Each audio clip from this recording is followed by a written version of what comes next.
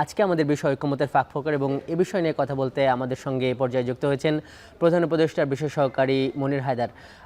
মনির হায়দার ভাই, আপনাকে স্বাগত আজকের ভোটের ট্রেনে। গতকাল শুরুতেই আমরা যে ঐক্যমত্যের বিষয় নিয়ে আলোচনা করছি, গতকাল আমরা দেখলাম যে আপনারা পুরো এই ঐক্যমত্য কমিশনের প্যানেল, আপনাদের মধ্যে একটা উচ্ছ্বাস, রাজনৈতিক দলগুলোও বেশ উচ্ছ্বসিত এবং মানে ভাষাটা এরকম ছিল যে এই জুলাই সনদ বাস্তবায়নের প্রথম ধাপ অর্জন হয়েছে, আমার যদি ভুল না হয়, ঐক্যমত্য কমিশনের সহসভাপতি বললেন। মাঠে আমরা ঐক্যমত্য কমিশন থেকে যখন আমরা বের হইলাম এবং আজকে সারাদিনের যদি সংবাদগুলোর দিকে আমরা নজর রাখি, তখন আমাদের কাছে মনে হয়েছে যে মানে কিছুটা ফাঁকফোকর আছে, কিছুটা যদি কিন্তু আছে। মানে আপনাদের এই উচ্ছ্বাসের মানে আসলে কারণ কি, মানে উচ্ছ্বাসের জায়গাগুলো কি কি, সেই জায়গা দিয়ে একটু শুরু করি আজকে আমাদের এই আলোচনা। ধন্যবাদ। আসলে হ্যাঁ, আপনি ঠিকই বলেছেন যে বেশ কিছু বিষয়ে এখনো এক ধরনের অস্পষ্টতা বা ফাঁকফোকর হয়তো রয়েছে। আমার মানে কমিশনের, রাজনৈতিক দলগুলোর, সরকারের এখনো হয়তো অনেক কিছুই করবার বাকি রয়ে গেছে। কিন্তু তা সত্ত্বেও গতকালকে যেটুকু অগ্রগতি হয়েছে, এটা আমাদের জন্য খুব ব্রেকিং একটা ব্যাপার ছিল। এটা এক ধরনের বড় রকমের অগ্রগতি। কারণ কোনো এক সময় মনে হয়েছিল যে প্রধান প্রধান রাজনৈতিক দলগুলো তাদের অবস্থান থেকে একবারেই নড়ছে না, একদমই সরছে না। মানে একটা কমন গ্রাউন্ড তৈরি করবার জন্য সবারই তো একটু একটু করে সামনে এগিয়ে আসা দরকার। তো একটা পর্যায়ে মনে হয়েছিল যে সেই জায়গাটায় খুব বেশি অগ্রগতি হচ্ছে না।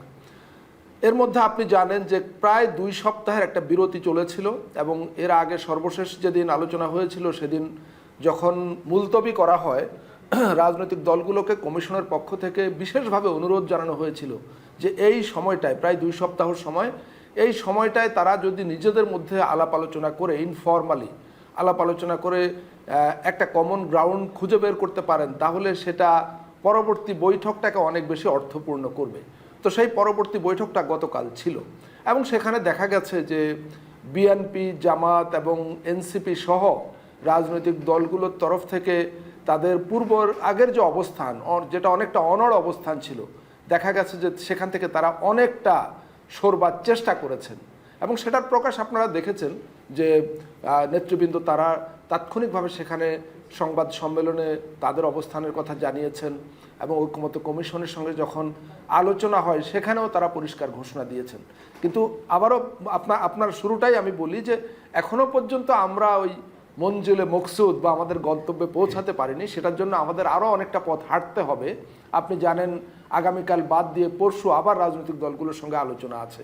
কিন্তু একটা বিষয় হলো আমাদের সামনে সময় কিন্তু খুব বেশি নেই। আপনি জানেন জাতীয় ঐক্যমত্য কমিশনের যে মেয়াদ সেটা বাড়ানো হয়েছে এবং বর্ধিত মেয়াদ অক্টোবর মাসের 15 তারিখে শেষ হয়ে যাবে। কমিশন চূড়ান্তভাবেই চাইছে যে এই 15 তারিখের মধ্যে তার কাজটা শেষ করতে এবং এই জুলাই সনদ, যেটা গত 31 জুলাই চূড়ান্ত করা হয়েছিল, সেটা বাস্তবায়নের ব্যাপারে রাজনৈতিক দলগুলো মোটামুটি একটা ঐক্যমত্য আসবে, যেটা সরকারকে পরবর্তী ধাপে এগিয়ে যাওয়ার ক্ষেত্রে সহজ হবে ব্যাপারটা তাদের জন্য। যে মনির ভাই, আমরা সেটা জানি যে 8 তারিখে আবার এটা বসছে। গণভোটের কথা আপনারা বললেন, কমিশন থেকে বলা হয়েছে, রাজনৈতিক দলগুলো বললো যে তারা মোটামুটি সবাই এটা ভাবছে যে এই জুলাই সনদকে একটা আইনি ভিত্তি দিতে পারে গণভোট, এটা হওয়া উচিত। এ ব্যাপারে তো আমরা দেখলাম যে মোটামুটি সবাই কথা বলল। আপনি একটু ব্যাখ্যা করবেন যে একটা গণভোট সেটা কিভাবে জুলাই সনদকে মানে আইনি ভিত্তি দেবে, এটার একটা সেফগার্ড হিসেবে কাজ করবে, সংক্ষেপে যদি একটু ব্যাখ্যা করেন আপনার জায়গা থেকে। লিমন, একটা জিনিস আমাদেরকে বুঝতে হবে যে এই বিষয়টা, এই যে সংস্কারের যে উদ্যোগ, যেটা গত 10 মাসেরও বেশি সময় ধরে চলছে, এটা খুব সহজবোধ্য কোনো বিষয় না সাধারণ মানুষের জন্য। এখানে সরকার 6টি সংস্কার কমিশন প্রথম ধাপে গঠন করেছিল। সেগুলো হলো সংবিধান সংস্কার কমিশন, নির্বাচন ব্যবস্থা সংস্কার কমিশন, বিচার ব্যবস্থা সংস্কার কমিশন, জনপ্রশাসন সংস্কার কমিশন, দুর্নীতি দমন সংস্কার কমিশন এবং পুলিশি ব্যবস্থা সংস্কার কমিশন।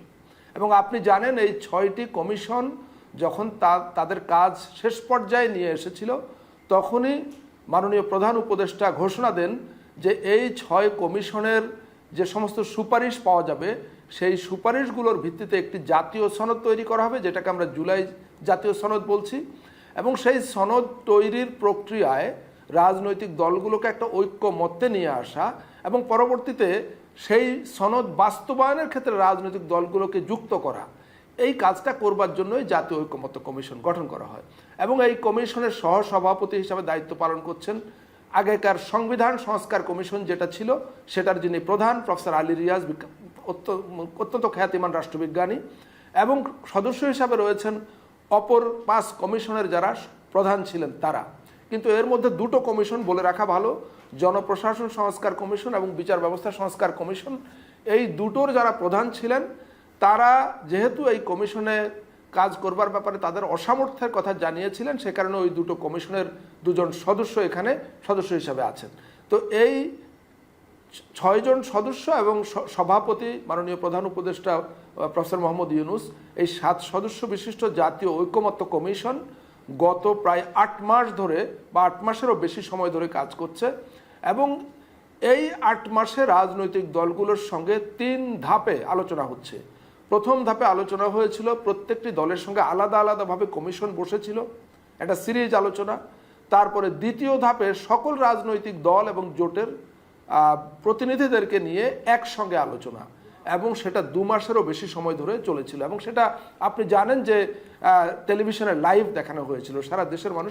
মনির ভাই, বিষয়গুলো আমরা কভারও করেছি। এইটা এখন এই যে বাস্তবায়ন নিয়ে যে মিটিংটা চলছে, এখন আপনারা যেটা চালাচ্ছেন, সেইখানে এই যে গণভোটটা কিভাবে মানে গুরুত্বপূর্ণ হয়ে উঠছে বা এটা কিভাবে সেফগার্ড হবে? না, আমি সেখানেই যাচ্ছি, কিন্তু আমাকে সংক্ষেপে ব্যাকগ্রাউন্ডটা বলে নিতে হয়েছে। সংক্ষেপে ইচ্ছে করে আমি ব্যাকগ্রাউন্ডটা বললাম, এমন না যে আপনার প্রশ্ন আমি বুঝিনি, আমি বুঝেছি। ব্যাকগ্রাউন্ডটা এজন্য বললাম, প্রথম ধাপে যখন রাজনৈতিক দলগুলোর সঙ্গে আলোচনা হয় প্রত্যেকটা দলের সঙ্গে আলাদাভাবে, আপনার মনে থাকবার কথা, তখন প্রত্যেকটা রাজনৈতিক দল এবং জোটকে কমিশনের পক্ষ থেকে একটা স্প্রেডশিট পাঠানো হয়েছিল 166টা গুরুত্বপূর্ণ সুপারিশকে নিয়ে। আপনি জানেন যে 6 কমিশন প্রায় 1000 খানেক সুপারিশ করেছিল সব মিলিয়ে। সেখান থেকে 166টা গুরুত্বপূর্ণ সুপারিশ বাছাই করে একটা স্প্রেডশিট তৈরি করা হয়েছিল এবং সেই স্প্রেডশিটটা সব দলকে পাঠানো হয়েছিল। সেখানে যেই ফর্ম বা ছক দেওয়া হয়েছিল যে এই কমিশনের সিদ্ধান্ত বা সুপারিশ এটা, আপনি এটার সঙ্গে একমত নাকি দ্বিমত নাকি আংশিকভাবে একমত নাকি আপনার আরও কোনো মন্তব্য আছে, 4টা অপশন দেওয়া হয়েছিল। এরপরে 6টা অপশন দেওয়া হয়েছিল যে এই সিদ্ধান্তটা বা এই সুপারিশটা বাস্তবায়নের জন্য আপনি কোন পদ্ধতিটাকে সবচাইতে উপযুক্ত মনে করেন। সেখানে নিশ্চয় আপনার মনে আছে ছিল গণপরিষদ, সেখানে ছিল জাতীয় সংসদ, সেখানে ছিল গণভোট, সেখানে ছিল সংবিধান সংস্কার সভা, এ ধরনের 6টা অপশন ছিল।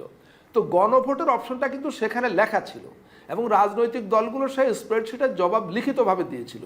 সুতরাং কমিশনের কাছে ওটা আছে, রেকর্ডেড আছে যে কোন কোন দল কোন উপায়ে এই সনদ বাস্তবায়নের ব্যাপারে তাদের অভিমত ব্যক্ত করেছিল। সেখান থেকেই মূলত এই গণভোটের ব্যাপারে অনেকগুলো রাজনৈতিক দল তাদের অবস্থানের কথা জানায়। কিন্তু আপনি জানেন যে যখন জুলাই সনদ চূড়ান্ত হয়ে গেল গত 31শে জুলাই, তখন একটা মোটামুটি এক ধরনের বিতর্ক তৈরি হয় যে শেষ পর্যন্ত কোন পদ্ধতিতে এই জুলাই সনদটা বাস্তবায়িত হবে। আমরা জানি যে অন্যতম প্রধান রাজনৈতিক দল বাংলাদেশ জাতীয়তাবাদী দল, তাদের অবস্থান হলো যে জুলাই সনদ হয়ে গেছে, এটা বাস্তবায়ন হবে পরবর্তী জাতীয় সংসদে গিয়ে। অন্যদিকে জামাতে ইসলামের অবস্থান ছিল যে না, জাতীয় সংসদে গেলে হবে না, এই কারণে যে যেহেতু এই সনদটা তৈরি করা হয়েছে আগামী জাতীয় সংসদ নির্বাচনের চরিত্র বদল হবে এবং পরবর্তী জাতীয় সংসদেরও এক ধরনের চারিত্রিক পরিবর্তন ঘটবে। সুতরাং এটা যদি আগে ভাগেই কার্যকর না হয় তাহলে সেটা কিভাবে সম্ভব হবে।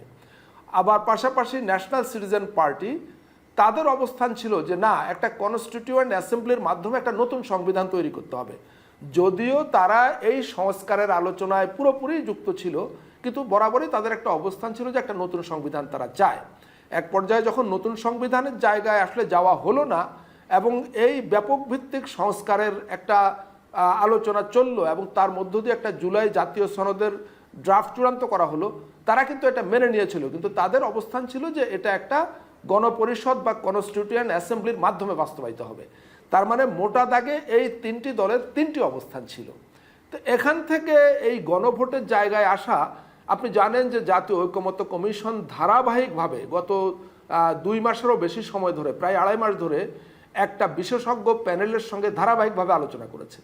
যেই প্যানেলে সাবেক বিচারপতি, সংবিধান বিশেষজ্ঞরা ছিলেন, সুপ্রিম কোর্টের সিনিয়র আইনজীবী তারাও সংবিধান বিশেষজ্ঞ তারা ছিলেন, আইনের অধ্যাপক বা বিশেষজ্ঞ তারাও ছিলেন। এই রকম একটি বিশেষজ্ঞ প্যানেলের সঙ্গে ধারাবাহিকভাবে আলোচনা করেছে এবং সেই প্যানেল তারা যে সমস্ত অভিমত দিয়েছে, এখনও কিন্তু তাদের চূড়ান্ত অভিমত আকারে কমিশন হাজির করেনি, হয়তো আগামী 2-1 দিন, এমনকি 8 তারিখ করতে পারে, আমি যতটুকু বুঝতে পারি। সেখানে গণভোটের কথা বিভিন্নভাবে এসছে। এখানে আপনি জানেন, এগুলো নিয়ে রিপোর্ট হয়েছে যে একটা আদেশ, সেটা সাংবিধানিক আদেশ, সংবিধান আদেশ কিংবা জুলাই সনদ বাস্তবায়ন আদেশ, এ ধরনের কথা এসছে। এরপরে সেই আদেশের পরে সেটা সুপ্রিম কোর্টের ওপিনিয়ন নেবার জন্য 106 অনুচ্ছেদের আওতায় সুপ্রিম কোর্টে পাঠানো হবে কি হবে না সেই কথা এসছে, এবং তারপর একটা গণভোটের মধ্য দিয়ে এই জুলাই সনদের চূড়ান্ত অনুমোদনের কথা বলা হয়েছে। পাশাপাশি বাংলাদেশ জাতীয়তাবাদী দল বরাবরই আগামী জাতীয় সংসদ এটা বাস্তবায়ন করবে সে কথা বলে এসছে। তো এই বিভিন্ন ভিন্ন মত আলাপ আলোচনার পর গতকাল দেখা গেল যে একটা গণভোটের মধ্য দিয়ে এই জুলাই জাতীয় সনদকে চূড়ান্ত অনুমোদনের ব্যাপারে মোটামুটি সব পক্ষ একটা জায়গায় এসছে। এটা হলো গতকালের অগ্রগতি। মনির ভাই, আপনি যেটি বললেন, মানে 2টা প্রশ্ন করব আপনার কথা ধরে। আপনি বললেন যে এই যে সামনের যে আইনসভাটা সেটা ভিন্ন চরিত্রের আইনসভা হবে। আমরা কিন্তু এই আলোচনা শুনেছি যে দ্বিকক্ষ বিশিষ্ট পার্লামেন্ট হবে, বা অন্য আরেক দিকে চিন্তা করলে যে এই যে সংবিধানের অনেক মৌলিক বিষয়গুলো পরিবর্তন আনা হয়েছে, বেসিক স্ট্রাকচারের পরিবর্তন, সেগুলোর জন্য এই সংসদ একই সঙ্গে গণপরিষদের ভূমিকা পালন করবে, সেটা যে নামেই হোক। তাইলে যদি এই ধরনের ব্যাপারগুলো যদি করতে হয়, আমার কাছে 2টা প্রশ্ন। সেটা হলো যে আপনি বললেন এবং আপনি কিন্তু উল্লেখ করলেন যে এরকম দাবি ছিল যে আগে একটা আদেশ জারি হবে, সেই আদেশের নাম যাই হোক, বিভিন্ন দলেরও এটার দাবি ছিল, এই সংবিধান আদেশ হোক বা এরকম। তাহলে কি এই গণভোটটা হওয়ার আগে এই ধরনের কোনো আদেশ কি জারি হচ্ছে? মানে আগামী যে আইনসভা, সেই আইনসভা কি দ্বিকক্ষ হচ্ছে? যদি একটু বলুন। না, কি হচ্ছে সেটা এখনো চূড়ান্ত করে আমার পক্ষে কিংবা কারো পক্ষে, কমিশনের পক্ষ এখনই বলা সম্ভব না। আপনি জানেন আলোচনাটা চলমান আছে, এখনো একদিন বিশেষজ্ঞদের সঙ্গে আলোচনা হবে, কমিশন রাজনৈতিক দলগুলোর সঙ্গে আলোচনা করবে, তারপর কমিশন নিজে আবার বসে কমিশন কি করবে? কমিশন এই জুলাই জাতীয় সনদ যেটা চূড়ান্তকৃত, সেটা সেই সঙ্গে এটা বাস্তবায়নের উপায় সম্পর্কিত একটা সুপারিশ মালা সরকারের কাছে হস্তান্তর করবে।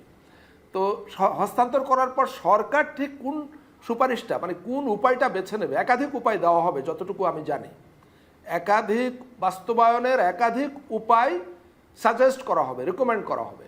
সেখান থেকে সরকার ঠিক কোন উপায়টা বেছে নেবে সেটা ধরেন কমিশনের পক্ষেও বলা সম্ভব না। কিন্তু আপনি যেই প্রসঙ্গটা তুলেছেন এটা নিয়ে সাধারণ মানুষের বুঝবার জন্য হয়তো কিছু কথা বলা যায়।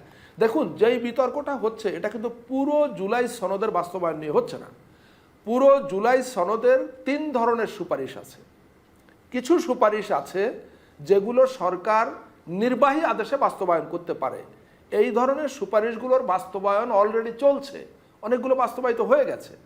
কিছু সুপারিশ আছে যেগুলো অধ্যাদেশ জারির মাধ্যমে বাস্তবায়ন সম্ভব, সেই ধরনের সুপারিশগুলো অনেকগুলো বাস্তবায়িত হয়ে গেছে, বাকিগুলো বাস্তবায়নের প্রক্রিয়াধীন। এগুলো নিয়ে কিন্তু কোনো বিতর্ক নেই, কারণ এটা পুরোটাই সরকারের হাতে আছে। বিতর্ক বা ভিন্নমতটা হচ্ছে যেই সমস্ত সুপারিশ বাস্তবায়নের জন্য সংবিধান সংশোধন প্রয়োজন সেগুলো নিয়ে। এখন সংবিধান সংশোধনের উপায় কি? আমাদের যে প্রচলিত পদ্ধতি সেটা হলো যে সংবিধান সংশোধন হবে জাতীয় সংসদে, জাতীয় সংসদের 2/3 সংখ্যাগরিষ্ঠতার ভিত্তিতে সংবিধান সংশোধন হবে।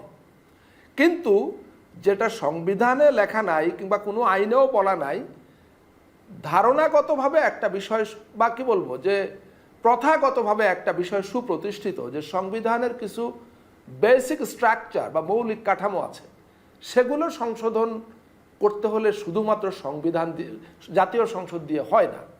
এটা যদিও বিতর্কের বিষয়, এটা একদম আমি আমার চূড়ান্ত ওপিনিয়ন হিসাবে বলছি না, এই বিতর্কটা আছে যে সংবিধানের মৌলিক কাঠামো যখন সংশোধনের প্রশ্ন আসবে সেটা কি কেবল জাতীয় সংসদ দ্বারা সম্ভব হবে? এখানে আইনজ্ঞরা, সংবিধান বিশেষজ্ঞরা নানা রেফারেন্স দিচ্ছেন, ওই যে কেশবানন্দ মামলার রায়ের রেফার করে আমাদের বাংলাদেশেরও একটা রায় আছে, মানে তৎকালীন পূর্ব পাকিস্তানের একটা মামলার রায় আছে। ফলে এটা আনসেটেলড, কিন্তু মানে সাধারণভাবে মনে করা হয় যে সংবিধানের মৌলিক কাঠামো পরিবর্তন করতে হলে সেটা জাতীয় সংসদের মাধ্যমে সম্ভব না। সেটার জন্য অবশ্যই কনস্টিটিউয়েন্ট পাওয়ার, এই শব্দটার সঙ্গে আমরা কিন্তু খুব বেশি পরিচিত না। কনস্টিটিউয়েন্ট পাওয়ার মানে হচ্ছে একটা রাষ্ট্র ব্যবস্থার গাঠনিক ক্ষমতা, মানে একটা রাষ্ট্রের গঠন প্রক্রিয়া কেমন হবে সেই ক্ষমতা, এবং সেটা আসে হচ্ছে উইল অফ দ্য পিপল বা পিপলস উইল থেকে, যেটাকে আমরা বলি জনগণের অভিপ্রায়। সংবিধান বিশেষজ্ঞরা বা এই সম্পর্কিত রাষ্ট্র বিশেষজ্ঞরা বলছেন যে জনগণের অভিপ্রায় বা উইল অফ দ্য পিপল এই জিনিসটা 3 পদ্ধতিতে আসে। একটা হলো গণ অভ্যুত্থান, যেটা হয়েছে আমাদের দেশে। আরেকটা হলো কনস্টিটিউয়েন্ট অ্যাসেম্বলি বা গণপরিষদ, যে পরিষদটা গঠন করাই হয় কেবলমাত্র সংবিধান তৈরির জন্য। এবং আরেকটা হলো রেফারেন্ডাম বা গণভোট। গণভোটের মাধ্যমে উইল অফ দ্য পিপল প্রমাণিত হয়। তো এখন এই বিতর্কের মধ্যে বিশেষজ্ঞরা এবং রাজনৈতিক দলগুলোর কোনো কোনো অংশ, তাদের লজিক হলো যে জাতীয় ঐক্যমত্য কমিশন আগের 6 কমিশনের সুপারিশের ভিত্তিতে যে ধরনের সংস্কার প্রস্তাব নিয়ে এসছেন, এটা বাস্তবায়ন করতে হলে সংবিধানের বেসিক স্ট্রাকচার চেঞ্জ হয়ে যাবে। ধরেন আমাদের 1 কক্ষ বিশিষ্ট জাতীয় সংসদ বা আইনসভা, সেটাকে এখন দ্বিকক্ষ বিশিষ্ট আইনসভার প্রস্তাব করা হয়েছে, এবং আরও অনেক বিষয় আছে যেগুলো অনেক মৌলিক পরিবর্তন। তাদের যুক্তি হলো যে এগুলো কেবলমাত্র জাতীয় সংসদের 2/3 সংখ্যাগরিষ্ঠতায় করা যাবে না, করলে পরে ভবিষ্যতে এটা কোর্টে চ্যালেঞ্জ হতে পারে এবং তার মধ্যে দিয়ে এগুলো সব বাতিল হয়ে যেতে পারে, মানে এগুলো নিরাপদ না।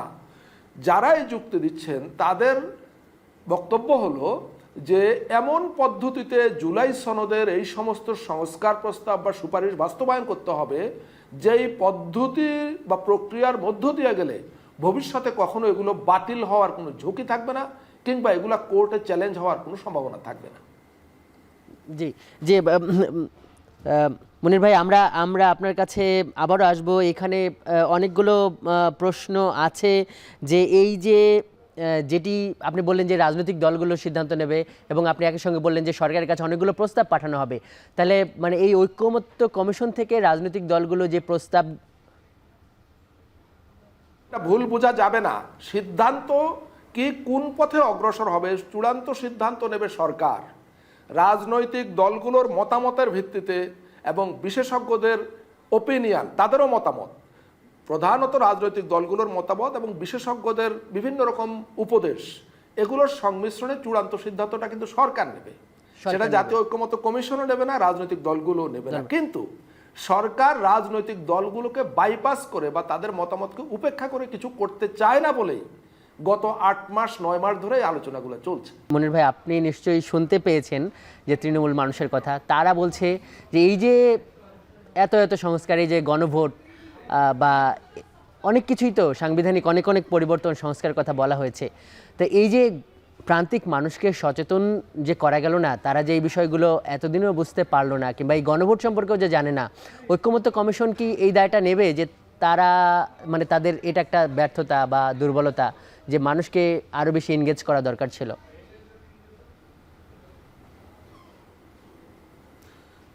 মানে এটা দুটো দিক আছে লিমন। সেটা হলো যে হ্যাঁ, এটা হয়তো আরও ব্যাপক মাত্রায় প্রচার চালানো যেত এটার উপরে, কিন্তু একটা বিষয় তো আমাদের বুঝতে হবে যে জুলাই সনদ চূড়ান্ত হওয়া এবং এটা বাস্তবায়নের উপায় বিষয়ে রাজনৈতিক দলগুলো মোটামুটি একটা ঐক্যমতের জায়গায় না আসা পর্যন্ত জনগণের কাছে সুনির্দিষ্ট তথ্য পৌঁছানোর ক্ষেত্রে একটা ঘাটতি থেকে যায়।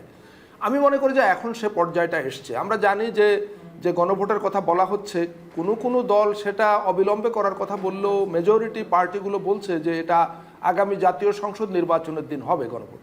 তো সেটাই যদি হয় তো যথেষ্ট সময় আছে জনগণকে এ ব্যাপারে জানানো, ব্যাপক প্রচার চালানো, এঙ্গেজ করা, সচেতন করা, এই সুযোগটা আছে। আমি মনে করি, আমি মেনে নিচ্ছি যে এটা হয়তো গত 6-7 মাসের টোটাল প্রক্রিয়াটা সম্পর্কে আরও বেশি জনগণকে জানানোর উদ্যোগ নিলে সেটা ভালো হতো, কিন্তু এখনও সেই সময়টা আছে।